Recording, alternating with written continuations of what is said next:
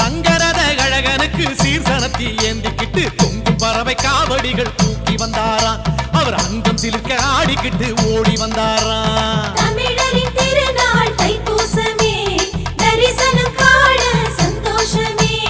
தமிழரின் திருநாள் தைப்பூசமே, தரிசனம் காண சந்தோஷமே.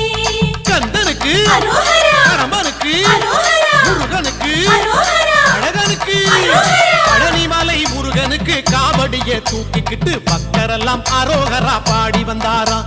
அவர் பரவசமாய் கந்தன் முகம் காண வந்தாராம்.